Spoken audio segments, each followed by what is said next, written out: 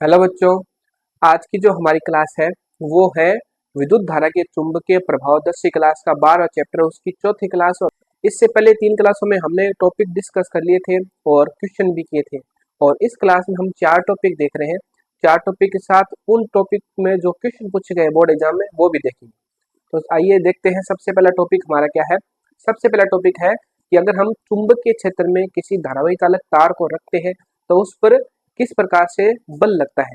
जिस प्रकार से ये आपको चित्र दिख रहा है, चित्र को समझेंगे किस प्रकार से हमने बनाया है और क्या क्या यहाँ पे प्रक्रिया होती है।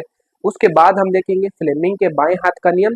उसके पश्चात हम देखेंगे घरेलू विद्युत परिपथ, जो हमारे घर में जो परिपथ होता है उसकी क्या क्या स्थितियां हैं, कौन कौन से तार होते हैं, किस प्रकार से तार अपने काम करते हैं। उसके बाद हम देखेंगे विद्युत फ्यूज और लास्ट में हम क्वेश्चन देखेंगे जो बोर्ड एग्जाम में आए हुए हैं। तो आइए करते हैं इस क्लास को शुरू। सबसे पहला हमारा जो टॉपिक है वो है चुंबकीय क्षेत्र में किसी विद्युत धारावाही चालक पर बल। सीधी सीधी बात यह है, कोई चालक तार है, उसके चारों तरफ आपने चुंबकीय क्षेत्र उत्पन्न कर दिया। तो चुंबकीय क्षेत्र उत्पन्न कर दिया तो उस पर बल लगेगा। उस बल को हमें समझना है और उस बल को निकालने की जो प्रक्रिया है, किस प्रकार से परिपथ जोड़ना है, ये हम अभी देखेंगे। इससे पहले एक बात करते हैं, जो हमारे आंद्रे एम्पियर जो वैज्ञानिक थे, जिस प्रकार से हमने पिछले से पिछली क्लास यानी क्लास नंबर 2 में ये देखा था कि अगर हम किसी धारावाही चालक तार को क्या करते हैं, धारा देते हैं, या किसी चालक तार में जब धारा प्रयोग करते हैं तो उसके चारों तरफ चुंबकीय क्षेत्र उत्पन्न होता है। यानी वो दूसरी वस्तुओं को यानी लोहे के कणों को क्या करेगा, आकर्षित करेगा चुंबकीय बल से। उसी प्रकार से उन्होंने ये कहा कि अगर आप कोई चालक है धारावाही चालक तार, उसको अगर आप चुंबकीय क्षेत्र में रख दो तो उस चुंबक की वजह से भी उस चालक तार पर क्या लगेगा, बल लगेगा। दो अलग अलग बातें हैं लेकिन एक ही चीज है। अगर किसी तार में धारा प्रवाहित करा रहे हो तो उसके चारों तरफ चुंबकीय क्षेत्र उत्पन्न हो रहा है, लोहे के कण उस चुंबकीय क्षेत्र को क्या करेंगे, अनुभव करेंगे, यानी उस चुंबकीय क्षेत्र की वजह से लोहे के कणों पर क्या लगेगा, बल लगेगा। उसी प्रकार किसी धारावाही चालक तार को अगर बाह्य चुंबकीय क्षेत्र में रखते हैं यानी चुंबकीय क्षेत्र के अंदर रखते हैं तो उसका भी चुंबकीय क्षेत्र है, उसका भी चुंबकीय क्षेत्र है, तो दोनों के मध्य या तो आकर्षण होगा या प्रतिकर्षण होगा। यही प्रक्रिया हमें देखनी है। तो सबसे पहले हम पढ़ते हैं कुछ लाइनें, फिर इसका क्रियाकलाप देखेंगे जो आपको बोर्ड में दिखेगा। तो देखिए लाइन क्या है, जब किसी धारावाही चालक में को बाह्य चुंबकीय क्षेत्र में रखा जाता है तो बाह्य चुंबकीय क्षेत्र के कारण धारावाही चालक पर बल लगता है। जिस प्रकार से ये कोई धारावाही चालक है, इसे हमने एक नाल चुंबक के बीच में रख दिया।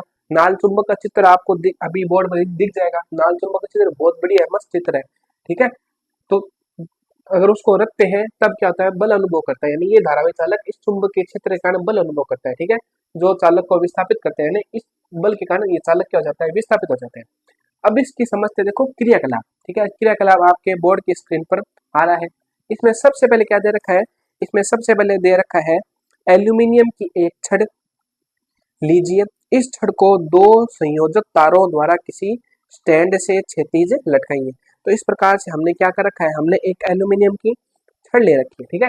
ये एल्यूमिनियम की छड़ है और इसको क्या कर दिया, इसको हमने इस प्रकार से क्षैतिज तार के साथ ऐसे लटका दिया। एक तार तो देखो एल्यूमिनियम की छड़ का एक तार ऐसे लटका हुआ है, एल्यूमिनियम छड़ का दूसरा तार ऐसे लटका हुआ है, ठीक है। इस प्रकार से क्षैतिज से लटका दिया और एक चुंबक हमने ऐसे कर दिया। ये है इसकी स्थिति, ठीक है।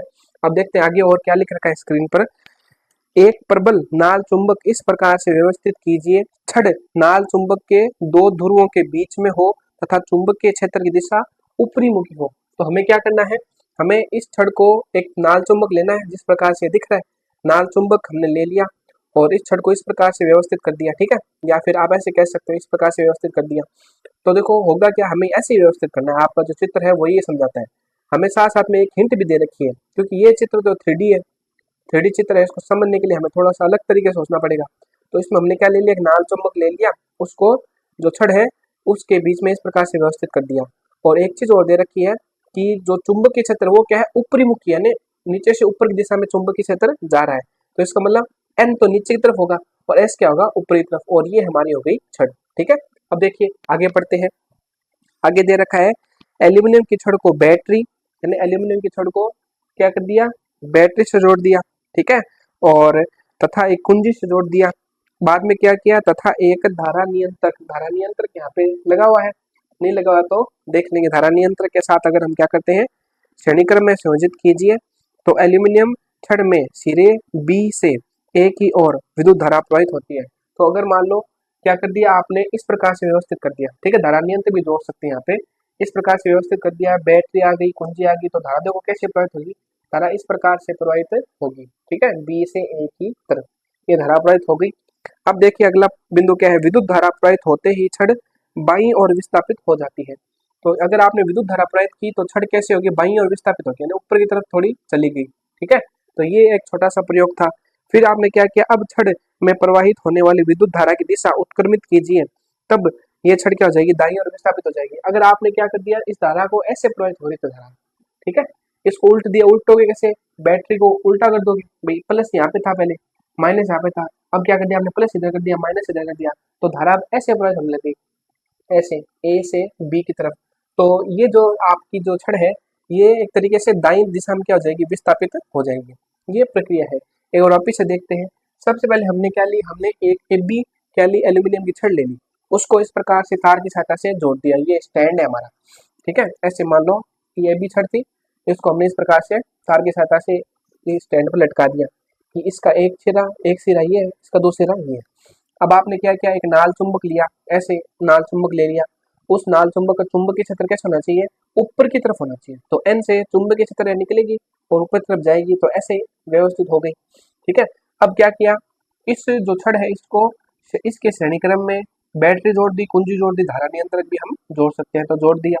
फिर आपने जैसे कुंजी ऑन की तो धारा ऐसे प्रवाहित हो रही है बी से ए की तरफ, बी से ए की तरफ धारा प्रवाहित हो रही है। तो आपने देखा कि यहाँ पे तो चुंबकीय क्षेत्र है और ये भी अपना चुंबकीय क्षेत्र तो उत्पन्न करेगा। हमारी पिछली क्लास देखी थी हमने कि अगर किसी धारावाही चालक तार में हम धारा प्रवाहित कराते हैं, यानी किसी चालक तार में धारा प्रवाहित कराते हैं, तो वह भी चुंबकीय क्षेत्र उत्पन्न करता है और इसका भी चुंबकीय क्षेत्र है। तो दोनों के चुंबकीय क्षेत्र में से इस प्रकार से व्यवस्थित होगा कि ये छड़ बाईं दिशा में मुड़ जाएगी, ठीक है। इतना सा प्रयोग था। अब आगे क्या कहा, आगे ये कहा कि अगर इसको उल्टा कर दोगे आप, यहाँ धारा उल्टी कर दोगे, तो उस स्थिति में बैटरी को भी उत्क्रमित करना पड़ेगा, यानी बैटरी का जो यहाँ पे प्लस है उधर माइनस आ जाएगा, इधर माइनस होता है यहाँ पे प्लस आ जाएगा। तब धारा कैसे प्रवाहित होगी, धारा ऐसे प्रवाहित होगी। तब क्या होगा, तब ये जो है ये नीचे की तरफ क्या जाएगी, विस्थापित हो जाएगी, यानी अब हो जाएगी एक तरीके से दाईं दिशा में, पहले थी बाईं दिशा में। तो ये हमारा छोटा सा प्रयोग है। उम्मीद करते हैं आपको प्रयोग समझ में आया है। अब देखते हैं वापिस, देखो महत्वपूर्ण बिंदु क्रियाकलाप आप देख रहे हो, ये पॉइंट आप देख रहे हो। अब देखते हैं महत्वपूर्ण बिंदु। इस प्रयोग में हमें ज्यादा वैसे कुछ सिद्ध नहीं करना, थोड़ी सी क्या है इसका चित्र कैसे बनाया वो समझ में आ जाए ना, तब एकदम मजा आ जाएगा। तो देखो महत्वपूर्ण बिंदु क्या है, चालक में प्रवाहित विद्युत धारा की दिशा उत्क्रमित करने पर बल की दिशा भी उत्क्रमित हो जाती है। धारा जब बी से एक दिशा में प्रवाहित हो रही है तो नाल चुंबक की वजह से ये छड़ ऊपर की तरफ विस्थापित होगी, यानी बाई दिशा में विस्थापित हो गई। धारा को आपने उल्टा कर दिया, यानी ए से बी की दिशा में प्रवाहित कर रहे हो, बैटरी उल्टी जोड़ दी, तब ये क्या हो जाएगा, ये छड़ है ना नीचे की तरफ विस्थापित हो जाएगी। अब देखो चालक पर आरोपित बल की दिशा विद्युत धारा की दिशा और चुंबकीय क्षेत्र की दिशा दोनों पर निर्भर करती है। आप ये चालक छड़ है ए बी, इस पर बल कितना लग रहा है वो चीज किस किस पर निर्भर करेगी, एक तो निर्भर करेगी विद्युत धारा पर। आप धारा बढ़ाओगे तो इसका भी चुंबकीय क्षेत्र प्रभाव बढ़ेगा, इसका भी चुंबकीय क्षेत्र लगा हुआ है, तो इसके कारण आपका बल जो ये चुंबक लगा रहा है वो प्रभावित होगा, ठीक है। दूसरा चुंबकीय क्षेत्र की दिशा दोनों पर निर्भर करता है, यानी अगर आपने क्या कर दिया, अगर आपने एन ऊपर कर दिया और एस नीचे कर दिया, ठीक है, यानी इस तरीके से हमारा था पहले ऐसे था और आपने अब क्या कर दिया, मान लो ऐसे कर दिया, किसी परिस्थिति में ऐसे कर दिया मान लो, तब क्या होगा, तब उस स्थिति में क्या हो जाएगा, उस स्थिति में जो बल है वो क्या हो जाएगा, परिवर्तित हो जाएगा। तो बल दो प्रकार से परिवर्तित हो सकता है। एक तो आपने चुंबकीय क्षेत्र जो आपने बाह्य चुंबकीय क्षेत्र ये लगा रखा है इसको परिवर्तित कर दिया, पहले था एन मान लो फिर एस कर दिया, ठीक है, या मान लो एन था एस कर दिया, ऊपर एन आ गया नीचे एस आ गया, तो लगने वाला बल प्रभावित हो जाएगा। दूसरा विद्युत धारा का मान कम ज्यादा करोगे तब बल का मान प्रभावित हो जाएगा। अब देखते हैं जब विद्युत धारा की दिशा चुंबकीय क्षेत्र के लंबवत होती है, ठीक है, तब चुंबकीय बल या विस्थापन अधिक होता है। ये महत्वपूर्ण लाइन है, ठीक है। कहने मतलब देखो कि विद्युत धारा की दिशा और चुंबकीय क्षेत्र के लंबवत है। चुंबकीय क्षेत्र कैसा है, एन से एस की तरफ है ना, ऊपर की तरफ चुंबकीय क्षेत्र है, और विद्युत धारा कैसी है, लंबवत, मतलब इस प्रकार से हो, यानी दोनों के मध्य 90 डिग्री कोण हो, चुंबकीय क्षेत्र ऊपर की तरफ है, ठीक है, और धारा ऐसे हो, ठीक है, एन से एस की तरफ चुंबकीय क्षेत्र ये तो फिक्स है। धारा कैसे हो, ऐसे हो, मतलब आपको छड़ को कैसे करना है, आपको जो छड़ है उसको इस प्रकार से व्यवस्थित करनी है, तो दोनों के मध्य देखो कोण कितना 90 डिग्री का ना, तब इस स्थिति में चुंबकीय बल का मान क्या होगा, सर्वाधिक होगा। और इसका एक सूत्र भी है। चुंबकीय क्षेत्र का जो सूत्र है वो है F बराबर बिल साइन थीटा, ठीक है, BIL साइन थीटा। और साइन थीटा 90 डिग्री पर साइन का मान सर्वाधिक होता है, तो यहाँ पे आप 90 रखोगे तो चुंबकीय क्षेत्र और प्रवाहित धारा की दिशा के मध्य 90 डिग्री कोण बनेगा। तो उस स्थिति में बल का मान क्या होगा, सर्वाधिक। सीधी सीधी ध्यान रखना है कि अगर धारा की दिशा और चुंबकीय क्षेत्र की दिशा एक दूसरे लंबवत है, यानी दोनों के मध्य 90 डिग्री कोण बन रहा है, तो उस स्थिति में बल भी क्या होगा, अधिकतम होगा, ठीक है। लास्ट बिंदु देखिए, चालक पर आरोपित बल की दिशा का पता, यहाँ पे हम लिख सकते हैं का पता हम फ्लेमिंग के बाएं हाथ के नियम से हम लगा सकते हैं। तो जो चालक है उस पर बल किस दिशा में लग रहा है, चालक पर बल किस दिशा में लग रहा है, उसके लिए हमें क्या देखना पड़ेगा, फ्लेमिंग का बाएं हाथ का नियम देखना पड़ेगा। हम देखते हैं फ्लेमिंग के बाएं हाथ का नियम, जिसे हम बोलते हैं फ्लेमिंग लेफ्ट हैंड रूल। तो कभी कभी क्या होता है, दाएं बाएं में कुछ क्या हो जाती है, प्रॉब्लम हो जाती है। तो देखते हैं फ्लेमिंग के बाएं हाथ का नियम, और इस नियम में हमें निकालना क्या है, इस नियम में मेन उद्देश्य हमारा क्या है, चुंबकीय बल की दिशा निकालने का उद्देश्य, ठीक है। तो आइए देखते हैं, इस नियम के अनुसार यदि बाएं हाथ के अंगूठे तथा उसके पास वाली दोनों अंगुलियों को इस प्रकार से फैलाया जाए कि तीनों एक दूसरे क्या हो, लंबवत रहे, तो ये है हमारा कौन सा, लेफ्ट हैंड यानी बायां हाथ। तो इसने क्या बोला है, इसने ये बताया है कि 1 2 3 अंगूठा अंगूठे के पास में दोनों अंगुलियों को इस प्रकार से व्यवस्थित करना है कि ये एक दूसरे क्या रहे, लंबवत रहे, लंबवत का मतलब 90 डिग्री कोण रहे। तो ये अंगुली तर्जनी है और ये अंगूठा है, तो इसके बीच में 90 डिग्री कोण बन रहा है, ठीक है। और ये देखिए, ये अंगुली है और इसके ये मध्यमा है, इसके बीच में 90 डिग्री कोण बन रहा है। और अगर इस अंगुली को यहाँ पे उठा के रख दे तो भी अंगूठा और अंगुली के बीच में 90 डिग्री कोण बन रहा है, तीनों एक दूसरे क्या है, लंबवत है। अब इस नियम को आगे देखते हैं। तब इस स्थिति में यदि तर्जनी चुंबकीय क्षेत्र बी की दिशा को, यानी ये तर्जनी चुंबकीय क्षेत्र बी की दिशा को मध्यमा प्रवाहित धारा की दिशा को प्रदर्शित करे, तो अंगूठा चालक पर लगने वाले चुंबकीय बल की दिशा को प्रदर्शित करेगा। तो नियम हमारा ये है, बायां हाथ ऐसा करना है और ये जो तर्जनी है ये बताएगी चुंबकीय क्षेत्र की दिशा को, ठीक है। और ये जो मध्यमा है ये बताएगी धारा की दिशा को, और अंगूठा जिस दिशा में होगा उस दिशा में चुंबकीय बल लगेगा। ये नियम है हमारा। अब देखो इस नियम को इसमें लगाते हैं और आपको कमेंट में बताना है कि यहाँ पे जो चुंबकीय बल की दिशा आएगी वो क्या आएगी। तो देखो धारा की दिशा क्या है, ये अंगुली ये अंगुली धारा की दिशा बताएगी, यानी ये वाली अंगुली जो मध्यमा है ये धारा की दिशा बताएगी। तो धारा उस प्रयोग में क्या थी, बी से ए की तरफ थी, तो ये एकदम सही है, ना धारा इस दिशा में थी तो ये अंगुली धारा की दिशा बता रही है। वहां पे चुंबकीय क्षेत्र कैसे था, नीचे से ऊपर की तरफ था, तो एन नीचे है एस ऊपर है, तो चुंबकीय क्षेत्र नीचे से ऊपर की तरफ है। तो अंगूठा कैसा है, देखो अंगूठा है अंदर की तरफ, अंगूठा है अंदर की तरफ। तो इस स्थिति में ये जो हमारी छड़ थी एल्यूमिनियम की, ये भाई ये चुंबकीय क्षेत्र था, इस चुंबकीय क्षेत्र के कारण इस छड़ पर जो बल लगेगा वो क्या लगेगा, अंदर की तरफ। तो एक तरीके से हमने बताया था वहां पे वो बाई दिशा में मुड़ जाएगा, ठीक है। और अगर आप धारा की दिशा क्या कर दो, उल्टी कर दो। धारा कैसे कर दो, धारा अगर आप कर दो ए से बी, तो देखो ए से बी अगर धारा कर दोगे, अगर धारा की दिशा हमने बदल दी तो देखो अंगुली को कैसे व्यवस्थित करना पड़ेगा, अंगुली को ऐसे व्यवस्थित करना पड़ेगा। देखो ये मध्यमा अंगुली है, धारा की दिशा बताएगी, धारा है ए से बी, ठीक है। और चुंबकीय क्षेत्र है नीचे से ऊपर, ये तर्जनी है, ये चुंबकीय क्षेत्र बताएगी, और अंगूठा बाहर की तरफ है, यानी इस छड़ पर इस चुंबकीय क्षेत्र वजह से बल जो लगेगा वो क्या लगेगा, बाहर की तरफ लगेगा, यानी ये सिरा बाहर की तरफ आ जाएगा। और पहले धारा थी बी से ए, तब ये सिरा अंदर की तरफ जा रहा था, तो ये प्रयोग था, ठीक है। अगर धारा बी से ए है तो देखो धारा अगर बी से ए है तो चुंबकीय बल लगेगा अंदर की तरफ, अंगूठा अंदर की तरफ होगा तो ये अंदर की तरफ मुड़ जाएगा। और धारा अगर क्या है ए से बी है तो धारा इस दिशा में, धारा इस दिशा में है ना, चुंबकीय बल ऊपर की तरफ है, अंगूठा बाहर की तरफ है, तो बाहर की तरफ इसको बल लगेगा तो ये ऐसे एक तरीके से मुड़ जाएगी। पहले स्थिति में ऐसे मुड़ेगी और अब वाली स्थिति में कैसे मुड़ेगी, ऐसे मुड़ जाएगी। तो ये हमारा प्रयोग था। उम्मीद करते हैं आपको ये समझ में आया है, ठीक है।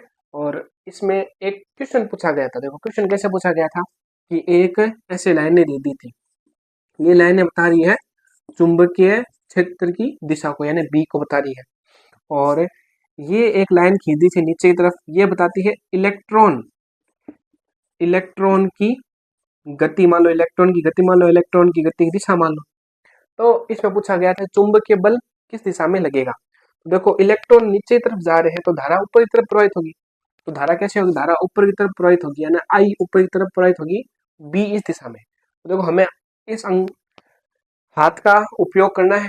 देखो ये जो है ये चुंबकीय क्षेत्र को बताती है, ठीक है, चुंबकीय क्षेत्र बी को बताते हैं। धारा ऊपरी तरफ है तो अंगूठा क्या है, अंदर की तरफ है, अंगूठा अंदर की तरफ है तो इसका मतलब चुंबकीय बल लगेगा अंदर की दिशा में, ठीक है। इस प्रकार से क्वेश्चन अभी और आगे हम करेंगे, ये आप उतार सकते हो। और अगला जो हमारा इसके बाद टॉपिक है वो है घरेलू विद्युत परिपथ। आइए अब देखते हैं घरेलू विद्युत परिपथ, जो हमारे घर में जो विद्युत परिपथ जुड़ा हुआ है उसको समझने की कोशिश करते हैं। तो सबसे पहले हम ये सोचते हैं कि जो लाइट आती है वो हमारे घर में कहाँ से आती है। कभी आपने देखा होगा बस में सफर करते समय आप अपने शहर से बाहर निकल रहे हो या किसी शहर में प्रवेश कर रहे हो, तो वहां पे एक क्या होता है, बड़े ऐसे खंभे लगे होते हैं बहुत सारे एक छोटी सी जगह में, है ना। तो वो एक तरीके से क्या है, वो है आपका पावर हाउस, यानी वहां से बिजली हमारे तक पहुंचती है। और उसमें बिजली कहाँ से पहुंचती है, उसमें उससे बड़े पावर हाउस से बिजली पहुंचती है। तो इस प्रकार से बिजली एक जगह से दूसरी जगह पहुंचती पहुंचती हमारे शहर में, जो शहर के बाहर जो हमारा पावर हाउस है वहां तक पहुंचती है। और वहां पे जो बिजली पहुंचती है वो बिजली होती है हमारी 11,000 वोल्ट की। तो 11,000 वोल्ट की वो बिजली होती है, लेकिन अगर वो वोल्ट की बिजली अगर हमारे घर तक पहुंच जाए तो फिर हमारे घर में तो हमें सिर्फ 220 वोल्ट चाहिए, तो वो तो नुकसानदायक होगी। तो उस समस्या को खत्म करने के लिए क्या करते हैं कि जो आप देखते हो कई बार घर के पास ट्रांसफार्मर, ठीक है, या आप घर से दूर कहीं ट्रांसफार्मर किसी चौराहे के पास ट्रांसफार्मर लगा होता है, तो वो क्या करता है उस 11,000 वोल्ट की जो बिजली आ रही है उसको 220 वोल्ट में परिवर्तित कर देता है। फिर वो 220 वोल्ट छोटे छोटे खंभों की सहायता से, जो गलियों में खंभे लगे होते हैं, यानी ट्रांसफार्मर से बड़ी लाइन आती है 11,000 वोल्ट की, और ट्रांसफार्मर उस 11,000 वोल्ट को 220 वोल्ट में बदल देता है। फिर ट्रांसफार्मर से छोटे छोटे खंभे जुड़े होते हैं जो हमारी गलियों में हमें दिखते हैं, तो उन खंभों में जो लाइट है वो है 220 वोल्ट। और वो 220 वोल्ट आती है हमारे पास हमारे कहाँ पे, मीटर में, ठीक है। मीटर से पहले कुछ एक यंत्र जुड़ा होता है उसे हम अभी देखेंगे। तो ये प्रक्रिया हुई, बड़े बड़े पावर हाउस से हमारे तक बिजली पहुंचती है, ट्रांसफार्मर से 220 वोल्ट में बदलता है 11,000 वोल्ट की बिजली को, और बाद में खंभों की सहायता से हम तक बिजली पहुंचती है। तो ये प्रक्रिया हुई बिजली पहुंचने की। और अब हम क्या देख रहे हैं, हम देख रहे हैं हमारे घर का जो परिपथ है वो किस प्रकार से है उसे समझते हैं। समझने के लिए हम क्या कर सकते हैं, हमारे घर के परिपथ में 3 प्रकार के तार होते हैं। एक तो होता है लाल कलर का तार जिसे हम कहते हैं विद्युत में तार, यानी ये तार इसमें से धारा प्रवाहित होती है और इसे हम बोलते हैं धनावेशित तार, ठीक है। दूसरा होता है उदासीन तार, या इसे ऋणावेशित तार भी बोलते हैं, आपकी किताब में ऋणावेशित तार भी दिया हुआ है। इसमें कोई धारा नहीं बहती, ठीक है, ये एक तरीके से सहायक का काम करता है। और भू संपर्कित तार होता है, वो हमें बिजली के जो झटके लगते हैं घर में किसी यंत्र को छूने पर, उस झटकों से हमें बचाता है। तो पहले हम इन दोनों तारों की बात करते हैं, फिर आगे भू संपर्कित तार के बारे में देखेंगे। तो सबसे पहले ये हमारा एक है विद्युत प्रदाय बोर्ड का फ्यूज, यानी ये जो एक तरीके से खंबा है, खंबे से सीधी लाइट आपके घर तक आ रही है, उससे पहले मीटर है ये हमारा विद्युत में यानी विद्युत मापी यानी मीटर है। इससे पहले सरकार की तरफ से या बिजली विभाग की तरफ से कोई फ्यूज लगा होता है, लेकिन अब तो आपको नहीं मिलेगा। तो वहां पे क्या होता है, ये फ्यूज में तार होता है, ठीक है, ये इस तरीके का विद्युत प्रदाय बोर्ड का फ्यूज है। तरीके से बात करें तो घर का जो मीटर है उससे पहले बिजली विभाग इस प्रकार का बोर्ड लगाता है, ठीक है। और ये बोर्ड में क्या है, ये जो एक तरीके से आपको दो गोल गोल दिख रही है, ये एक तरीके से क्या है, फ्यूज है, ठीक है। अगर ये लाइन हम मिटो देंगे तो बिजली आप तक नहीं पहुंच रही है, और अगर ये लाइन हमने बना दी तो मतलब बिजली आप तक पहुंच रही है। तो ये क्या एक तरीके से, ये भी एक तरीके से सुरक्षा कारणों से लगाया जाता है, लेकिन आजकल नहीं लगाया जाता। तो फिर सीधे खंबे से हमारे पास लाइट आई, विद्युत प्रदाय बोर्ड का जो फ्यूज है वो भी एक तरीके से सुरक्षा का काम करता है। फिर उससे आगे बिजली पहुंची मीटर में, विद्युत मापी यानी मीटर, जो हमारा घर का जो मीटर लगा होता है उसमें बिजली पहुंची। और उसमें क्या हुआ है, उसमें दो तार पहुंचे, एक तो लाल कलर का तार पहुंचा है, दूसरा है काले कलर का तार पहुंचा है, ठीक है। फिर आगे उस मीटर से फिर हमारे जो घर के अंदर एक तरीके से लकड़ी का कोई ऐसी संरचना होती है जिसे हम कहते हैं वितरण बॉक्स, जिसमें मुख्य स्विच एवं प्रत्येक परिपथ के भिन्न भिन्न फ्यूज लगे होते हैं। तो इस प्रकार से खंबे के बाद में जो हमारे पास लाइट पहुंचती है तो लकड़ी का एक तरीके से मुख्य स्विच होता है, ठीक है, वितरण बॉक्स होता है। इसमें अलग अलग प्रकार के स्विच लगे होते हैं और इससे ही तार हम अलग अलग परिपथों में भेजते हैं, हमारे घर में आती है लाइनें, ठीक है। फिर क्या होता है, फिर इसमें से एक तार तो जाता है लाल कलर का जिसमें धारा प्रवाहित हो रही है, और दूसरा तार होता है काले कलर का जिसमें धारा प्रवाहित नहीं हो रही है। जो उदासीन तार है, ऋणात्मक तार है, ये संयोजक का काम करता है। और ये क्या लगे हुए हैं, ये हमारे घर के स्विच है। जो आप कमरे में आपकी जो स्विच वो लगी है ना, बोर्ड, वो है ये, ठीक है, ये बोर्ड उस टाइप के बोर्ड है। तो ये वापिस से अगर प्रक्रिया समझते हैं। सबसे पहले क्या होती है, खंभे से जो लाइन आई, करंट की लाइन आई और एक उदासीन तार आया, उसको बोर्ड का फ्यूज है, जो विद्युत बोर्ड का फ्यूज है, उसमें से गुजारा। अगर ये लाइन मिटा दोगे तब तो धारा प्रवाहित नहीं हो रही, और ये लाइन बना दी तब मतलब धारा आगे जा रही है।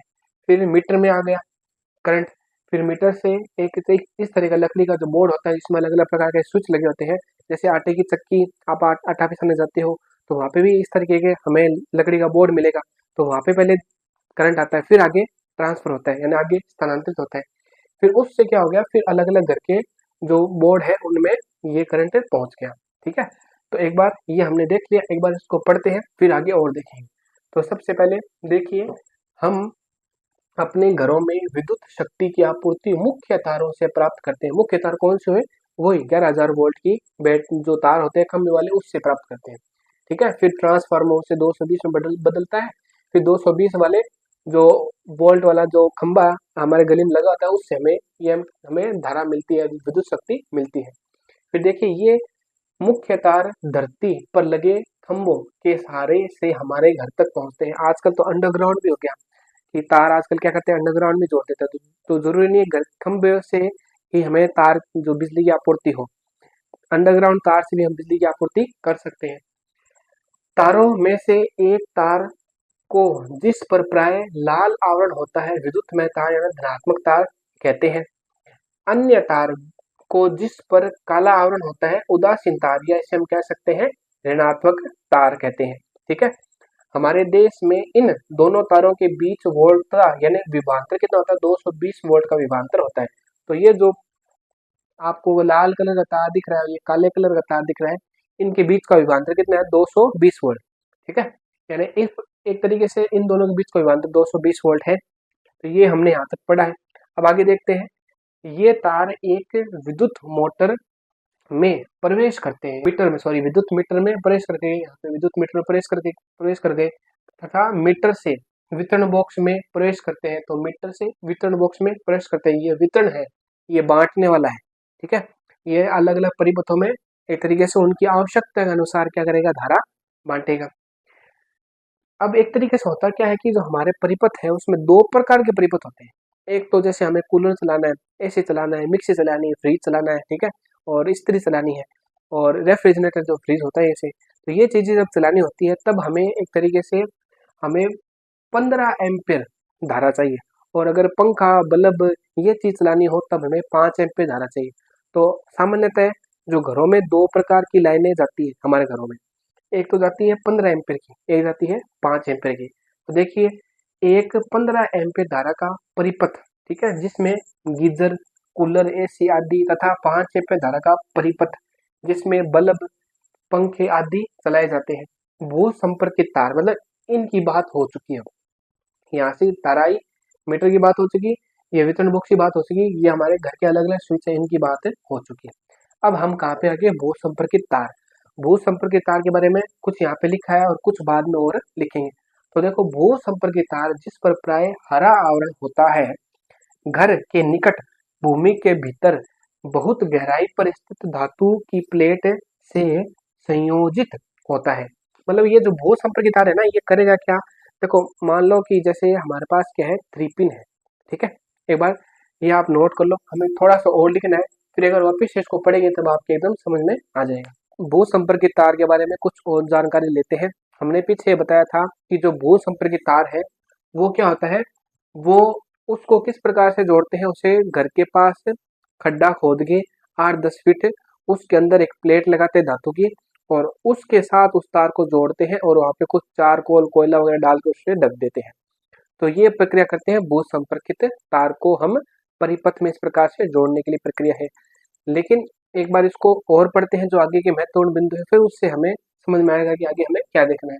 तो देखो, इस तार का उपयोग, यानी किस तार का उपयोग, भू संपर्कित तार का उपयोग विशेषकर विद्युत इस्त्री, टोस्टर, टोस्टर जो एक तरीके से टोस्ट है ना उसको गर्म करते हैं, वो एक होता है उसके लिए, उसे उस यंत्र को टोस्टर बोलते हैं।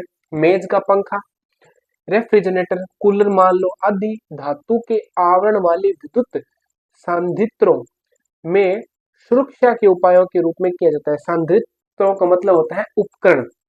कूलर एक उपकरण हो गया, फ्रिज एक उपकरण हो गया, उनकी बात की है।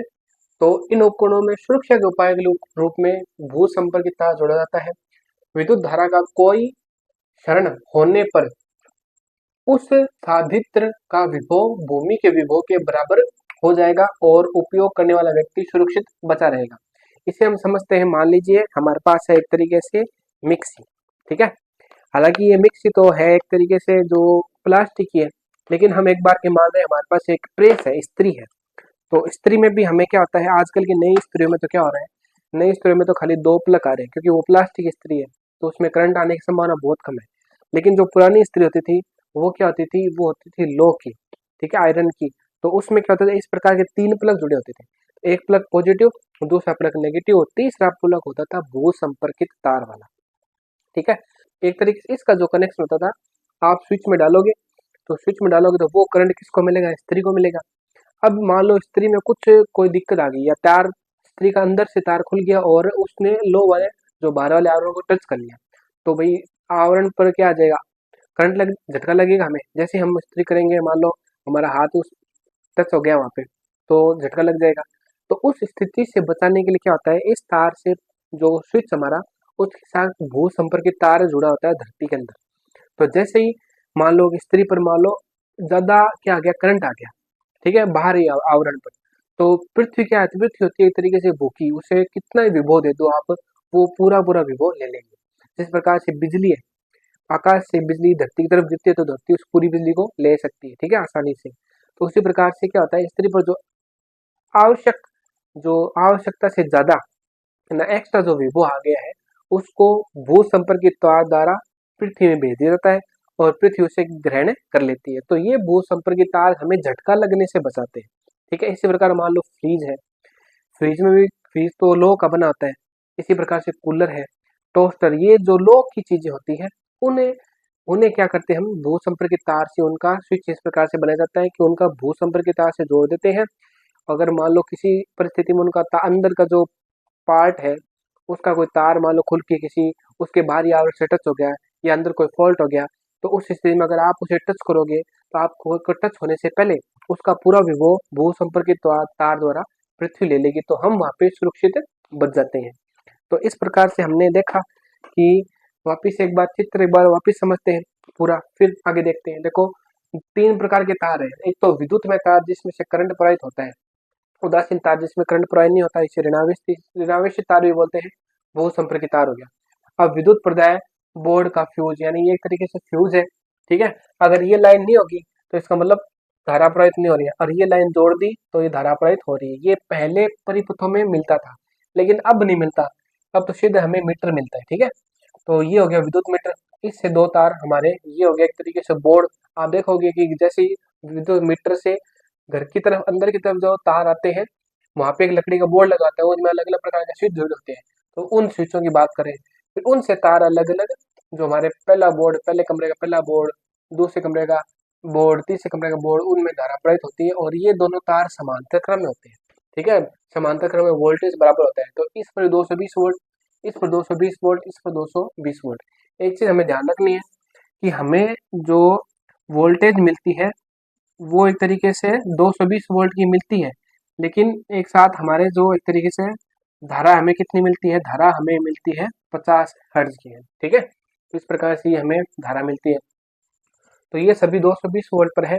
अब देखिए, ये तो तार होगी, इसमें से करंट आ रहा है और ये इसके सहायता प्रदान कर रहा है परिपथ पूरा करने में। हालांकि इसमें भी करंट आ सकता है, अगर मान लो एक दूसरे को फॉल्ट कर जाए तो यहाँ पे करंट आ जाता है। जैसे मान लो करंट आया तो ये फ्यूज तार, ये वाला टूट जाएगा, तो ये फ्यूज वाले तार, ये भी फ्यूज तार ही है, इनके बीच में फ्यूज जुड़ा हुआ है, तो ये मान लो ये टूट जाते हैं। तो अलग अलग प्रकार से ये टूट सकते हैं। जैसे आप मान लो नए नए जमाने कमरे बन रहे हैं, तो हर कमरे में एक फ्यूज जुड़ा हुआ है, तो जैसे ही मान लो किसी एक कमरे में ज़्यादा वोल्टेज आ गई तो उस कमरे का वो फ्यूज टूट जाएगा। ठीक है, फ्यूज का जो तार होगा बीच वाला वो टूट जाएगा, फिर वहाँ पे उस कमरे में धारा प्रवाहित नहीं होगी, अगले वाले कमरे में धारा चली जाएगी। तो इस प्रकार की व्यवस्था होती है फ्यूज तार की। और भूसंपर्की तार क्या होता है? भूसंपर्की तार हर उस परिपथ के साथ जुड़ा होता है। देखो ये 3 पिन वाला परिपथ है, ठीक है, यानी स्विच है वो, जहाँ पे हम क्या करते हैं, कोई फ्रिज कूलर है, ठीक है, उनको प्लग को जोड़ते हैं। तो जैसे ही एक्स्ट्रा ज्यादा आवेश आ जाएगा किसी धात्विक उपकरण पर, जैसे हम कहते हैं सांधित्र, तो उन पर अगर एक्स्ट्रा आवश्यकता से ज्यादा ये मान लो विभव आ जाएगा, तो वे भूसंपर्की तार इस विभव को अपने आप ले लेगा और ये तार पृथ्वी के अंदर उस विभव को भेज देगा, तो हमें करंट लगने से हम बच जाएंगे। तो ये हमारा हुआ घरेलू विद्युत विद्युत परिपथ। इसमें हो सकता है आपको चित्र ही पूछ ले, अभी हम क्वेश्चन देखेंगे तो हमें क्वेश्चन पता भी चलेगा। इसमें देखो एक बार तो भूसंपर्की तार के बारे में पूछा गया, भूसंपर्की तार क्यों जोड़ा जाता है, इससे क्या फायदा है। दूसरा है फ्यूज के बारे में पूछा गया है, ठीक है, तो वो भी हम क्वेश्चन देखेंगे, एक बार इसको आप नोट कर सकते हो। अब हम बढ़ रहे हैं आगे, तो हमारा टॉपिक है फ्यूज वाला।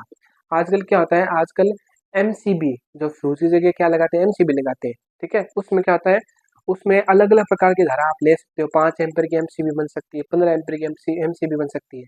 तो फ्यूज से ज़्यादा बढ़िया एमसीबी है, क्योंकि वो अपने आप जैसी धारा ज़्यादा मिलती है तो अपने आप नीचे गिर जाती है, वो अभी हम देखेंगे, ठीक है। तो एक बार आप नोट कर सकते हो, हम आगे बढ़ रहे हैं, जानते हैं विद्युत फ्यूज के बारे में, फिर देखेंगे एमसीबी यानी मिनिएचर सर्किट ब्रेकर के बारे में। दोनों में से कौन ज़्यादा बेटर है, कौन ज़्यादा बेस्ट है, आजकल एमसीबी क्यों लगाते हैं फ्यूज की जगह, ठीक है, तो वो देखेंगे। सबसे पहले हम फ्यूज के बारे में देखते हैं। तो फ्यूज देखो क्या होता है, विद्युत फ्यूज क्या करता है, विद्युत फ्यूज हमें सुरक्षा प्रदान करता है, ठीक है। किस प्रकार से करता है वो देखिए।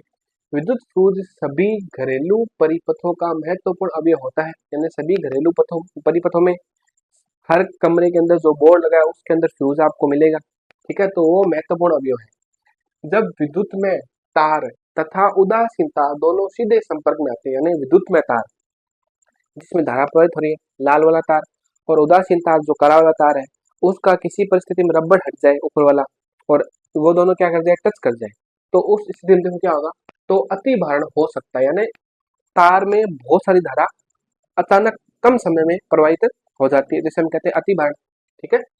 जब तारों का विद्युत रोधक क्षतिग्रस्त हो जाता है अथवा सांधित्र में कोई दोष होता है, तो ऐसी परिस्थिति में किसी परिपथ में विद्युत धारा अकस्मात बहुत अधिक हो जाती है। तो विद्युत फ्यूज किन किन परिस्थितियों में हमें सुरक्षा प्रदान करता है, जब मान लो दो तार है, उदासीन तार और आपका कौन सा तार है, विद्युत में तार, वो दोनों संपर्क में आ जाए, ठीक है, या उनका एक तरीके से जो ऊपर वाला आवरण है वो एक तरीके से क्षतिग्रस्त हो जाए, और या फिर सांधित्र यानी उपकरण, जो अभी हमने देखा था प्रेस, ठीक है, प्रेस मान लो फ्रीज हो गया, फ्रीज का कोई तार निकल जाए और वो तार उस फ्रीज को टच करने लग जाए, तो जो बहुत सारी धारा उसमें से प्रवाहित हो जाएगी। तो इन सभी परिस्थितियों में क्या होता है कि किसी परिपथ में विद्युत धारा अकस्मात बहुत अधिक हो जाती है, इसे हम क्या कहते हैं, लघु पतन कहते हैं, यानी शॉर्ट सर्किट, इसे हम बोलते हैं लघु पतन यानी शॉर्ट सर्किट। तो शॉर्ट सर्किट होता है वो क्या होता है, अचानक किसी तार में या परिपथ में बहुत सारी धारा कम समय में प्रवाहित हो जाए, तो इसे हम कहते हैं शॉर्ट सर्किट। जब परिपथ में धारा का मान अधिक हो जाता है तो फ्यूज तार पिघलकर टूट जाता है और उपकरण खराब होने से बच जाता है। तो फ्यूज तार क्या होता है, एक तरीके से जैसे हमें अभी देखा था कि ये होता है, मतलब यहाँ से तो परिपथ जुड़ा हुआ है, यहाँ से परिपथ जुड़ा हुआ है, ये होता है एक तरीके से फ्यूज तार। अब बहुत सारी धारा अचानक आ जाएगी तो ये तार क्या हो जाएगा, ये हो जाएगा, इसका गलनांक कम होता है, प्रतिरोध ज्यादा आता है, तो ये पिघल कर टूट जाएगा, पिघल कर टूट जाएगा। तो इधर वाले जो यंत्र हमने लगा रखे थे वो यंत्र क्या हो जाएंगे, बच जाएंगे, और धारा प्रवाहित होनी एक बार के लिए क्या हो जाएगी, बंद हो जाएगी। फिर वापस आप नया फ्यूज तार जोड़ के इसको वापस परिपथ को चालू कर सकते हो। तो फ्यूज तार क्या करता है, परिपथ को तोड़ देता है, ठीक है, आगे धारा प्रवाहित होने नहीं देता, शॉर्ट सर्किट उसे बोलते हैं लघु पतन। तो फ्यूज तार हमें सुरक्षा प्रदान करता है, अगर किसी परिस्थिति में धारा का मान बढ़ जाए, या हमारे दो तार जो दे रखे हैं, उदासीन तार और कौन सा विद्युत में तार, दोनों क्या हो जाए, टच हो जाए, एक दूसरे को टच करने लग जाए, या सांधित्र यानी उपकरण है उनमें कोई खराबी आ जाए, तो उस स्थिति में धारा का मान तेजी से बढ़ता है, उस धारा का मान तेजी से बढ़ता है तो इसमें से धारा प्रवाहित होगी, इसमें धारा प्रवाहित होगी, इसका गलनांक कम होता है, तो ये जल्दी गल के टूट जाएगा, तो यहाँ पे परिपथ टूट जाएगा, ठीक है। तो फिर आगे धारा प्रवाहित नहीं होगी, तो सभी हमारे जो यंत्र है, उपकरण हमने जो लगा रखे वो सुरक्षित बच जाएंगे। अब देखो महत्वपूर्ण बिंदु, फ्यूज तार टिन जिसे हम एसएन से प्रदर्शित करते हैं तथा लेड यानी पीबी की मिश्र धातु से बना होता है। तो फ्यूज तार आपको पूछ सकते हैं कि फ्यूज तार किस किस से मिलकर बना होता है, तो टिन और लेड धातु से मिलकर बना होता है। इसका गलनांक क्या होता है, कम होता है, यानी हमने जो घर में जो तार जोड़ रखा है उस तार की तुलना में इसका गलनांक कम होता है, क्योंकि अगर ज्यादा धारा प्रवाहित होगी तो पहले ये गल जाएगा, तो पहले ये गल जाएगा तो आगे धारा प्रवाहित नहीं होगी। अगर इसका गलनांक ज्यादा हो तब तो फिर तो ये तो बहुत समय बाद गलेगा और घर के उपकरण सभी पहले खराब हो जाएंगे। तो इसका गलनांक कम होना चाहिए। और प्रतिरोध अधिक होता है, प्रतिरोध अधिक होता है तो जल्दी से गर्म हो जाता है। ठीक है, धारा प्रवाहित हो रही है, प्रतिरोध ज्यादा है तो जल्दी से गर्म हो जाएगा, गर्म होकर पिघल जाएगा और हमारे जो हमने जो उपकरण जोड़ रखे हैं घर में वो सुरक्षित बच जाएंगे। अब देखते हैं, देखो फ्यूज तार और एमसीबी में क्या अंतर है। तो देखो मिनिएचर सर्किट ब्रेकर जिसे हम एमसीबी बोलते हैं, एमसीबी ऐसा स्विच होता है जो परिपथ में सुरक्षित सीमा से अधिक धारा होने पर स्वचालित रूप से बंद हो जाता है। मतलब एक लिमिट होती है धारा की कि इससे अधिक धारा आ गई तो ये तुरंत क्या हो जाएगा, एक तरीके से इसका ऊपर नीचे करने वाला बटन होता है वो तुरंत क्या हो जाएगा, नीचे गिर जाएगा। ठीक है, तो परिपथ क्या हो गया, टूट गया, तो अब धारा आगे प्रवाहित नहीं होगी, तो ये ऑटोमेटिक है। ठीक है, जैसे ये भी एक तरीके से ऑटोमेटिक है, मगर दोनों में देखो फर्क क्या है। आगे देखते हैं, एमसीबी को आप तुरंत चालू करके परिपथ को पूर्ण कर सकते हैं, जबकि फ्यूज के साथ है ऐसा संभव नहीं है। अब एमसीबी क्या होगी, धारा ज्यादा आ गई, लिमिट से ज्यादा धारा प्रवाहित हो गई तो एमसीबी क्या होगी, नीचे गिर जाएगी। तो आप बस अगर जैसे मान लो नॉर्मल स्थिति हुई तो आप तुरंत एमसीबी को क्या कर दो, ऊपर कर दो, फिर धारा वापस नॉर्मल बहने लगी। लेकिन फ्यूज तार अगर टूट गया तो फ्यूज तार को बांधने के लिए या तो कोई आदमी बुलाना पड़ेगा हमें, या हमें खुद बांधना पड़ेगा, हमें नॉलेज नहीं हो तो हमें रिस्क हो सकता है इस चीज में। तो इसलिए एमसीबी क्या है, एमसीबी जैसी थोड़ी सी धारा प्रवाहित हो रही है तो तुरंत नीचे गिर जाएगी, आप वापिस उसको ऑन करके आप परिपथ को वापस चालू कर सकते हैं, लेकिन फ्यूज तार को बार बार बांधने की संभावना रहती है। ठीक है, दूसरा एमसीबी में यह है कि एमसीबी क्या होती है, 15 एम्पियर, 15 एम्पियर, 5 एम्पियर, अलग अलग एम्पियर की एमसीबी आती है, लेकिन जो फ्यूज तार है वो आता है लगभग 15 एम्पियर का। तो यहाँ पे भी हम अलग अलग प्रकार से एमसीबी यूज कर सकते हैं, अलग अलग हमारे जो घर में लगे हुए हैं उपकरण उनके साथ में। तो ये हुआ हमारा, सभी टॉपिक हो चुके हैं और आप इसको नोट कर सकते हो, महत्वपूर्ण चीजें हैं। और अब हम देखेंगे जो क्वेश्चन जो पिछले साल में आए हुए हैं, डिस्कस करते हैं क्वेश्चन जो बोर्ड एग्जाम में आए हुए हैं। तो सबसे पहला क्वेश्चन देखिए क्या है, घरेलू विद्युत परिपथों में विद्युत फ्यूज का उपयोग क्यों किया जाता है। इसे अलग तरीके से भी पूछ सकते हैं कि घरेलू विद्युत परिपथ में फ्यूज क्या काम करता है, फ्यूज क्यों जोड़ा जाता है। तो इसका उपयोग क्या है, इसका उपयोग है कि अगर आप फ्यूज जोड़ोगे तो अति भारण या लघुपतन की स्थिति में हम घर के जो उपकरण लगे हुए हैं उनको बचा सकते हैं। फ्यूज तार क्या का गलनांक होता है कम और प्रतिरोध ज्यादा होता है और ये मिश्र धातु का बना होता है, और जिस प्रकार से मान लो किसी परिस्थिति में वोल्टेज ज्यादा आ जाए तो ये क्या करेगा, स्वयं ज्यादा जल्दी तेजी से गल जाएगा और आगे उस धारा को प्रवाहित होने नहीं देगा, यानी जो बचे उपकरण है पीछे जो जुड़े हुए उपकरण है फ्रिज कूलर एसी उनको क्या कर लेगा, बचा लेगा। तो फ्यूज का उपयोग क्या है, फ्यूज एक तरीके से सुरक्षा दृष्टि से जोड़ा जाता है और ये इसका गलनांक कम होगा, प्रतिरोध ज्यादा होगा, तो उस स्थिति में क्या होगा, ये ज्यादा जल्दी गल जाएगा और परिपथ को क्या कर देगा, तोड़ देगा, एक तरीके से आगे धारा प्रवाहित नहीं होगी, तो हमारे उपकरण सुरक्षित हो जाएंगे। अब इसी में क्वेश्चन पूछा गया था कि फ्यूज किस प्रकार से लघुपतन और अति भारण की स्थिति में योगदान देता है या कारगर साबित होता है। तो इसका आंसर यही है कि पहले तो अति भारण क्या होता है कि जब दो तार है हमारे, एक तो उदासीन तार, दूसरा विद्युत में तार यानी ब्लैक और रेड तार, वो कोई परिस्थिति में दोनों जुड़ जाए या दोनों टच हो जाए, एक दूसरे संपर्क में आ जाए तो उसे कहते हैं अति भारण। ठीक है, और लघुपतन क्या है, लघुपतन में हम ये बताते हैं कि मान लो कोई उपकरण है, उस उपकरण के जैसे फ्रिज है, फ्रिज का कोई तार निकल के उस फ्रिज के बाह्य आवरण से टच हो जाए तो वो उस स्थिति में वो क्या होगा, लघुपतन होगा। या फिर कोई हमारा तार है उसका जो ऊपर रबड़ है वो क्या हो जाए, क्षतिग्रस्त हो जाए तो वो वहाँ पे लघुपतन हो जाएगा, जिसे हम कहते हैं शॉर्ट सर्किट। तो दोनों ही परिस्थितियों में धारा का मान तेजी से बढ़ेगा और परिपथ में जो उपकरण जुड़े हुए हैं उनको नुकसान होगा। तो उस नुकसान से बचाने के लिए फ्यूज का गलनांक कम होता है तो वो पहले ही क्या हो जाता है, गल जाता है। ठीक है, ज्यादा धारा प्रवाहित होगी तो उसमें से वो फ्यूज तार पहले ही गल जाएगा। ठीक है, फ्यूज तार पहले गल जाएगा तो गल के टूट जाएगा और आगे धारा प्रवाहित नहीं होगी, हमारा परिपथ रुक जाएगा, एक तरीके से परिपथ टूट गया तो आगे धारा प्रवाहित नहीं होगी। तो इस स्थिति में फ्यूज क्या करता है, लघुपतन और अतिभारण की स्थिति में हमें बचाता है। अब देखो अगला क्वेश्चन है, विद्युत उपकरणों में भू संपर्कित तार यानी अर्थ, जिसे अर्थिंग भी बोलते हैं, का उपयोग किया जाता है। तो ये एबेसडे 4 क्वेश्चन आए हुए हैं, ठीक है। इसमें तो विद्युत बचाने के रूप में, बिजली बचाने के लिए हम थोड़ी लगाते हैं विद्युत भू संपर्कित तार, बिजली बचाने के लिए हम भू संपर्कित तार नहीं लगाते, ठीक है। फिर है फ्यूज के रूप में, कि फ्यूज के रूप में भू संपर्कित तार का उपयोग किया जाता है, ऐसा तो हमने नहीं पढ़ा। फ्यूज का तो अलग काम है, भू संपर्कित तार का भी अलग काम है, ठीक है। फ्यूज तो क्या करता है, लघुपतन अतिभारण की स्थिति में, दोनों स्थिति में हमें बचाता है। लेकिन जो भू संपर्कित तार है वो हमें एक तरीके से जो सांधित्र यानी जो उपकरण जुड़े हुए हैं वहां पे जो एक तरीके से किसी परिस्थिति में उन पर ज्यादा वोल्टेज आ जाए तो उस स्थिति में हमें बचाता है। और नियंत्रक के रूप में धारा को नियंत्रित करने के लिए हम काम में लेते नहीं है। तो इसका आंसर क्या होगा, इसका आंसर होगा सुरक्षा उपाय के रूप में, ठीक है। सुरक्षा के उपाय के रूप में हम भू संपर्कित तार यानी अर्थिंग का उपयोग करते हैं। अब अगला क्वेश्चन है, फ्लेमिंग का वाम हस्त यानी बाएं हाथ का नियम लिखिए। तो फ्लेमिंग के बाएं हाथ का नियम क्या था, फ्लेमिंग के बाएं हाथ का नियम था कि हम अंगूठा और अंगूठे के पास वाली दोनों उंगलियों को इस प्रकार से व्यवस्थित करें कि अंगूठा, तर्जनी और मध्यमा तीनों क्या हो, एक दूसरे के लंबवत हो, ठीक है। तो जो हमारी तर्जनी है वो चुंबकीय क्षेत्र की दिशा को बताएगी और जो मध्यमा है वो धारा की दिशा को बताएगी और अंगूठा जिस दिशा में हो उस दिशा में चुंबकीय बल लगेगा। तो ये हमारा फ्लेमिंग का बाएं हाथ का नियम था।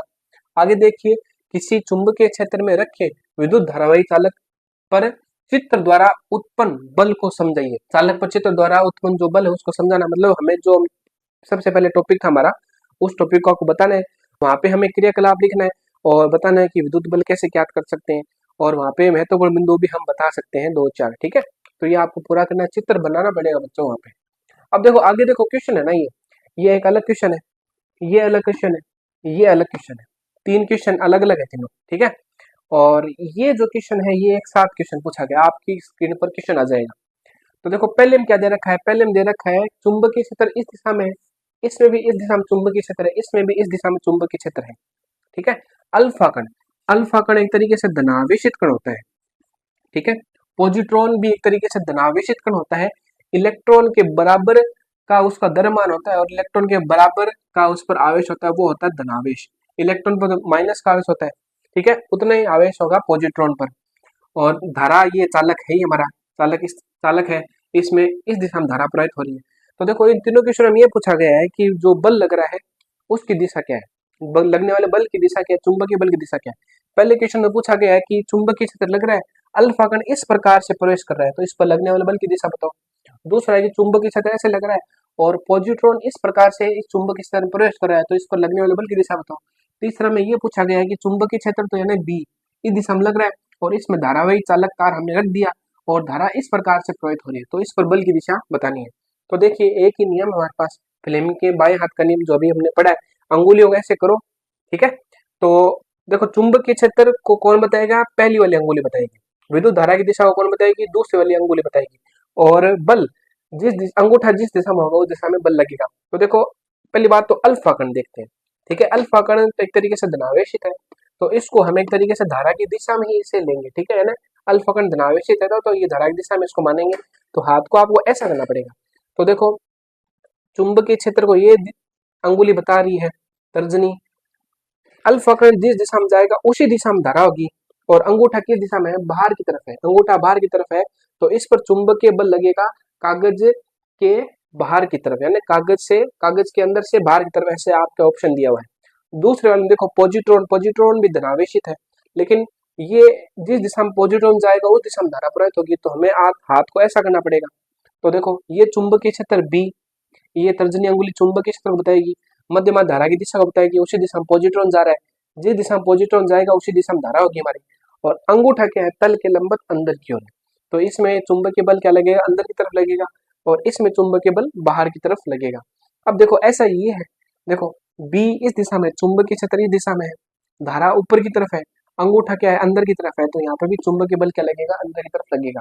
इसमें चुंबकीय बल कागज के भीतर की तरफ, अंदर की तरफ, इसमें चुंबकीय बल कागज से भीतर की तरफ, अंदर की तरफ, इसमें चुंबकीय बल कागज से बाहर की तरफ। ये हो गए तीनों क्वेश्चन एक साथ में हो गए। अब देखिए ये क्वेश्चन एक साथ पूछा गया है, इसमें ये पूछा गया है कि किस परिस्थिति में चुंबकीय बल का मान अधिकतम होगा और किस परिस्थिति में चुंबकीय बल का मान न्यूनतम होगा। तो जो आपका एक टॉपिक था उसमें हमने ये लिखा था चुंबकीय बल वो क्या होता है, BIL साइन थीटा। ठीक है, साइन थीटा का मान 90 डिग्री पर अधिकतम होता है, यानी चुंबकीय बल रेखाओं की दिशा और मान लो आवेश या धारा की दिशा एक दूसरे से लंबवत होती है, तो उस स्थिति में चुंबकीय बल अधिकतम लगेगा। ठीक है, तो देखो चुंबकीय बल अधिकतम कम लगेगा जब थीटा का मान क्या हो, 90 डिग्री हो। ठीक है, प्रवाहित आवेश की गति यानी आवेश की गति और चुंबकीय क्षेत्र एक दूसरे से लंबवत है, तब बल अधिकतम होगा, क्योंकि 90 डिग्री का मान एक हो जाएगा तो ये मान अधिकतम होगा। सबसे कम मान कब हो सकता है, सबसे कम मान हो सकता है 0 डिग्री पर। 0 डिग्री होगा तो साइन 0 का मान 0 हो जाएगा, तो बल का मान क्या हो जाएगा, 0 हो जाएगा। तो देखो इसमें इलेक्ट्रॉन तो इस दिशा में जा रहे हैं। ठीक है, इलेक्ट्रॉन इस दिशा में जा रहे हैं, तो धारा देखो धारा नीचे की तरफ प्रवाहित होगी, इलेक्ट्रॉन की विपरीत दिशा में धारा प्रवाहित होती है। ठीक है, धारा की बात हमें अभी नहीं करनी। और चुंबकीय क्षेत्र क्या है, इस दिशा में, तो चुंबकीय क्षेत्र और ऐसे मान लो धारा की दिशा, चलो धारा ले लेते हैं, चुंबकीय क्षेत्र और धारा की दिशा एक दूसरे क्या लंबवत है, तो लंबवत है तो कोण 90 डिग्री होगा, कोण 90 डिग्री होगा तो साइन का मान 90 डिग्री सबसे ज्यादा होता है, वो कितना होता है, 1 होता है। तो इस पहली वाली परिस्थिति में चुंबकीय बल का मान क्या होगा, अधिकतम होगा। ये चीज हमने पढ़ी भी थी, जो हमने सबसे पहला जो आपका टॉपिक था वो देखा था, उसमें इसी क्लास में जो टॉपिक था चुंबकीय बल बाह्य क्षेत्र में धारावी चालक तार पर जो चुंबकीय बल लगता है, छड़ थी हमारी एबी नाम की, एल्यूमिनियम की, तो उसमें हमने देखा भी था, ये भी बताया था कि जब चुंबकीय क्षेत्र और प्रवाहित धारा एक दूसरे लंबवत होती है तब सबसे ज्यादा बल लगता है। तो ये एक दूसरे लंबवत है। भाई एक बार के लिए मान लो इलेक्ट्रॉन जा रहे हैं, ठीक है, इलेक्ट्रॉन जा रहे हैं तो धारा विपरीत दिशा में प्रवाहित होगी, तो धारा की दिशा नीचे की तरफ, चुंबकीय बल की दिशा इस दिशा में, तो दोनों के मध्य 90 डिग्री कोण बन रहा है, तो इस दिशा में सबसे ज्यादा बल लगेगा। इसमें देखो इसमें कोण थोड़ा कम हो गया, तो इसमें बल का मान थोड़ा क्या होगा, थोड़ा कम हो जाएगा, एकदम 0 नहीं होगा। लेकिन देखो चुंबकीय क्षेत्र दिशा ये, इलेक्ट्रॉन भी इसी दिशा में जा रहे हैं, तो धारा की दिशा में प्रवाहित होगी, धारा इस दिशा में प्रवाहित होगी, तो दोनों के मध्य 180 डिग्री कोण है, चुंबकीय क्षेत्र के मध्य और धारा के मध्य 180 डिग्री कोण है ना, क्योंकि देखो चुंबकीय क्षेत्र इस दिशा में, धारा इस दिशा में जा रही है, इलेक्ट्रॉन देखो इलेक्ट्रॉन इस दिशा में जा रहे हैं, तो धारा विपरीत दिशा में बहेगी, और दोनों के मध्य क्या 180 डिग्री कोण है, बी इस दिशा में, चुंबकीय क्षेत्र धारा इस दिशा में, ठीक है, इलेक्ट्रॉन इस दिशा में है, तो हम ये मानते हैं कि धारा की दिशा उल्टी होगी, तो धारा इस दिशा में, तो दोनों के मध्य 180 डिग्री कोण है, साइन 180 का मान कितना, 0 होता है, तो इस स्थिति में चुंबकीय बल का मान क्या होगा, न्यूनतम होगा। तो इस प्रकार के क्वेश्चन सीबीएसई पूछता है। हालांकि मुझे पता नहीं कि पॉजिट्रॉन अल्फा कण कहाँ से दे दिया उन्होंने, ये तो एक तरीके से 12th क्लास में बच्चों को पढ़ाते हैं पॉजिट्रॉन क्या होता है, अल्फा कण क्या होता है, सीबीएसई दे सकता है। आरबीएसई में क्वेश्चन थोड़े इजी आते हैं। ठीक है, थोड़े और क्वेश्चन करेंगे जिससे हमारे और समझ में आ जाए जो हमने टॉपिक पढ़ा है। तो बच्चों अब आगे देखते हैं और क्वेश्चन देखते हैं जो बोर्ड एग्जाम में आए हुए हैं। तो देखिए क्वेश्चन क्या है, निम्नलिखित की दिशा को निर्धारित करने वाले नियम का नाम और नियम दोनों को लिखना है, यानी दो परिस्थितियां दे रखी है, उनमें हमें नियम जो वहां पे उपयोग हो रहा है उसका नाम भी लिखना है और नियम के बारे में पूरी चीजें लिखनी है। तो देखो क्या है, किसी नंबर 1 है, किसी धारावाही सीधे चालक के चारों ओर उत्पन्न चुंबकीय क्षेत्र की दिशा। तो इसको हम कैसे निकालते हैं, इसे मैक्सवेल के दाएं हाथ के नियम से निकालते हैं कि अगर धारा की दिशा में आप क्या कर दो, अंगूठा कर दो दाएं हाथ का, और मुड़ी हुई अंगुलियां क्या बताएगी, चुंबकीय क्षेत्र की दिशा को बताएगी। यानी जिस दिशा में धारा प्रवाहित हो रही है उस दिशा अंगूठा कर लो, और हमारी मुड़ी हुई अंगुलियां क्या बताएगी, चुंबकीय क्षेत्र की दिशा को बताएगी। तो ये हमें बताना था यहाँ पे, एक तरीके से उत्पन्न जो चुंबकीय क्षेत्र की दिशा हमें बतानी थी। तो अगर आप दाएं हाथ को इस प्रकार से व्यवस्थित करो और अंगूठा धारा की दिशा में होगा और मुड़ी हुई अंगुलियां चुंबकीय क्षेत्र की दिशा को बताएगी, ये नियम होता है मैक्सवेल के दाएं हाथ का नियम। अब देखिए दूसरा क्या है, किसी चुंबकीय क्षेत्र में क्षेत्र के लंबवत स्थित धारावाही सीधे चालक पर आरोपित बल की दिशा। तो इस पर सीधे जो बल की दिशा हमें निकालनी है वो कैसे निकाल सकते हैं, वो हम निकाल सकते हैं फ्लेमिंग के बाएं हाथ के नियम से। देखो वापिस पढ़ लो एक बार, किसी चुंबकीय क्षेत्र में क्षेत्र के लंबवत स्थित धारावाही सीधे चालक पर आरोपित बल की दिशा, तो बल की दिशा निकालनी है तो वो एक ही नियम है हमारे पास, फ्लेमिंग के बाएं हाथ का नियम। तो ये हमारा बायां हाथ है, इस बाएं हाथ में की अंगुलियों को इस प्रकार से व्यवस्थित करना है कि अंगूठा और ये तर्जनी मध्यमा तीनों एक दूसरे क्या हो, लंबवत हो। अभी हमने देखा ही था ये क्वेश्चन। और ये अंगुली क्या बताती है, ये अंगुली बताती है चुंबकीय क्षेत्र की दिशा, मध्यमा बताती है धारा की दिशा, और अंगूठा बताएगा बल की दिशा को।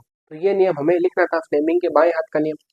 फिर आगे हम देखते हैं, आगे क्वेश्चन क्या है, घरेलू, देखो पहले इसमें इसमें आपको लिखना पड़ेगा मैक्सवेल के दाएं हाथ का नियम, और इसमें आपको लिखना पड़ेगा फ्लेमिंग के बाएं हाथ का नियम। अब देखो घरेलू विद्युत परिपथों में 15 एम्पीयर धारा का अनुपातांक के तारों का उपयोग उन विद्युत युक्तियों के लिए किया जाता है जिनका इस क्वेश्चन में 4 एबेसड दे रखे जो आपकी स्क्रीन पर आ रहे हैं, उसमें से आपको एक एबेसड लगाना है। इस क्वेश्चन के बारे में हमने बताया था जब हमने घरेलू विद्युत परिपथ पढ़ा था, तब वहां पे हमने बताया था दो प्रकार के परिपथ हमारे घर में आते हैं। दो प्रकार हमारे जो घर में दो प्रकार के परिपथों को जोड़ा जा सकता है।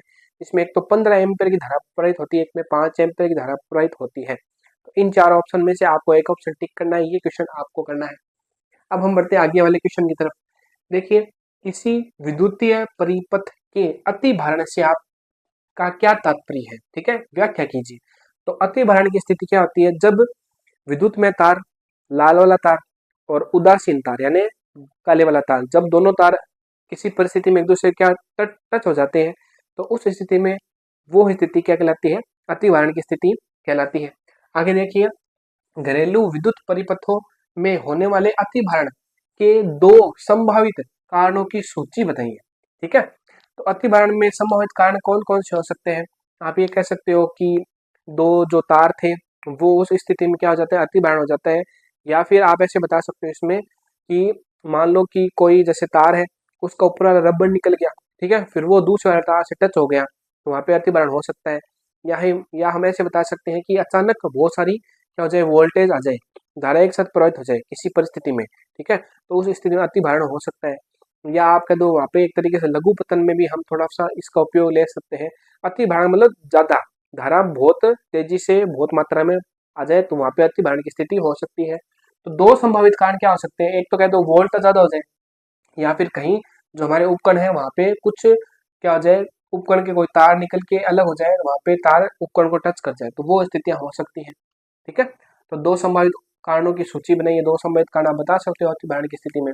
तार क्षतिग्रस्त हो जाए, काला तार और जो ब्लैक रेड वाला तार है वो आपस में क्या हो जाए, टच हो जाए, तो ये हुआ। आगे देखिए, घरेलू परिपथों को अति भारण से बचाने के लिए किए जाने वाले एक निरोधक उपाय लिखे। तो यहाँ पे हम बता सकते हैं कि फ्यूज तार जोड़ते हैं, उस स्थिति में अति भारण की स्थिति से हम बच सकते हैं।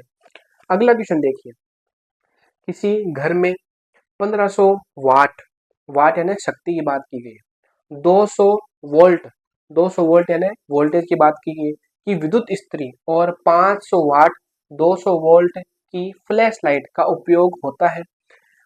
उपयोग किए जाने वाले विद्युत फ्यूज का अनुपातांक होना चाहिए। तो हमें अनुपातांक का मान निकालना है। देखो हमें एक चीज दे रखी है, हमें देखो यहाँ पे हमें मिटा रहे हैं, हमें क्या क्या चीज दे रखी है, हमें पी का मान दे रखा है, ठीक है। पहली स्थिति में पी का मान दे रखा है, P1 कितना है 1500 वाट, और वोल्टेज कितनी है, वोल्टेज है मान लो V1, वो कितनी है 200 वाट है। तो हमें एक तरीके से अनुपातांक होना चाहिए, यानी जो विद्युत फ्यूज है उसकी कितनी क्षमता होनी चाहिए, कितनी क्षमता से वो धारा ग्रहण कर सकता है, यानी एक तरीके से धारा निकालनी है। देखो हमारा सूत्र था P बराबर क्या होता है V इंटू आई, तो यहाँ से हम I का मान निकाल रहे हैं। I का मान निकालो पहली स्थिति में, तो P1 बट्टा V1, ठीक है। तो P1 का मान कितना 1500 बट्टा में 200, ये सही है गया, ये सही है गया, तो 15 बट्टा 2 कितना होता है 7.5 एम्पियर। इसी प्रकार से हम I2 का मान निकाल सकते हैं। I2 बराबर क्या होगा P2 बट्टा में V2। देखो हमें धारा निकालनी है, इसलिए हम ये सूत्र हमारे पास था, हमने शक्ति वाला जो हमारा टॉपिक हुआ था उसमें ये सूत्र निकाला था। क्योंकि यहाँ पे आपको शक्ति दे रखी है, वाट बोलेंगे नहीं, क्वेश्चन में कभी नहीं बोलते कि वाट शक्ति है, ठीक है। क्वेश्चन में सीधा आपको मात्रक दे देते हैं, आपको हमको खुद को ही समझना पड़ता है कि अच्छा शक्ति दे रखी है, दूसरा वोल्ट दे रखा है, तो धारा पूछिए, तो तीनों में यही संबंध है, इससे धारा निकाल लो, ठीक है। तो देखो पहली स्थिति में धारा निकाल ली, फिर दूसरी स्थिति में देखो धारा निकालने के लिए हम क्या करेंगे, वापिस P2 का मान कितना है, P2 का मान है 500 वोल्ट, ठीक है, सॉरी वाट, और V2 का मान कितना है 200। इसको इसको काटो, इसको काटो, तो ये कितने हो गए 5 बटा 2 कितना होता है 2.5 एम्पियर धारा। इन दोनों को जोड़ दो, 7.5 2.5 कितना होता है 10 एम्पियर होता है, ठीक है। इनको जोड़ेंगे 10 एम्पियर होगा, तो हमें यहाँ पे सही आंसर क्या होगा, सही आंसर ये होगा कि जो इसमें जो उपयोग आप लोगे फ्यूज फ्यूज का जो उपयोग ले रहे हो उस फ्यूज का अनुमतांग होना चाहिए, या उस फ्यूज की एक तरह की क्षमता कितनी होनी चाहिए, 10 एम्पीयर धारा सहन करने की क्षमता होनी चाहिए। ये क्वेश्चन पलट के भी आ सकता है। तरीका यही रहेगा, आपको धारा निकालनी है, ये सूत्र आपके लिए काम का है। तो इस प्रकार से बच्चों हमारे 3 चैप्टर हो चुके हैं 10th क्लास के, और हमने हर जो टॉपिक था उसके साथ साथ क्वेश्चन कराए जो बोर्ड एग्जाम में आ रहे हैं। लाइट थोड़ी सी डिम है क्योंकि लाइट चली गई है, ठीक है। तो बोर्ड एग्जाम जो क्वेश्चन है उसको हमने डिस्कस किया है, हमारे से जितना हो सका हमने उन्हें क्वेश्चन डिस्कस किए। बोर्ड पर व्हाइट बोर्ड पर लिखना मिटाना सब कुछ थोड़ा टाइम ज़्यादा लगता है, लेकिन कोई बात नहीं। हमने जितने क्वेश्चन किए उतने क्वेश्चन बहुत बढ़िया क्वेश्चन थे, सभी टॉप लेवल के क्वेश्चन थे। और वहाँ पे आपको थ्योरी पढ़ो, थ्योरी के साथ क्वेश्चन करो, तो आपके समझ में आएगा कि इस टाइप के क्वेश्चन पूछे जाते हैं। अब हम मिलेंगे आगे, तो तब तक के लिए ऑल द बेस्ट।